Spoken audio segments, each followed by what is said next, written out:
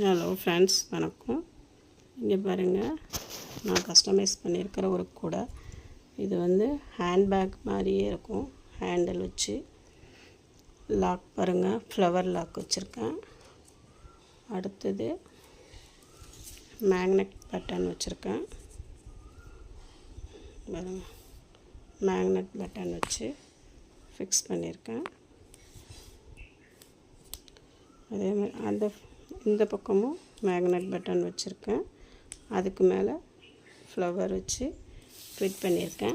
அந்த கூட பாருங்கள், நானாக கஸ்டமைஸ் பண்ணி இந்த சிஸ்டர் வந்து என்கிட்ட இது மாதிரி கஸ்டமைஸ் பண்ணி கேட்டாங்க.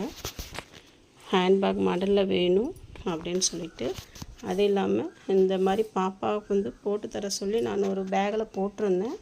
இந்த பாப்பா வந்து போட்டு தர சொன்னாங்க. அது மாதிரி போட்டிருக்கேன்.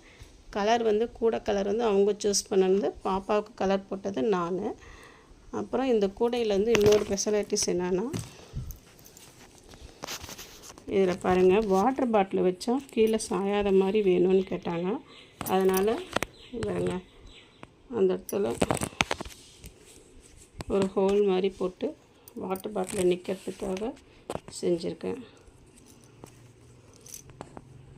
அதெல்லாம் அவங்க சொல்லி செஞ்சது தான். கூடை நல்லா பர்ஃபெக்டாக வந்திருக்கு, அழகாக வந்திருக்கு. இது மாதிரி கூடை யாருக்காவது வேணும்னா, கேளுங்க.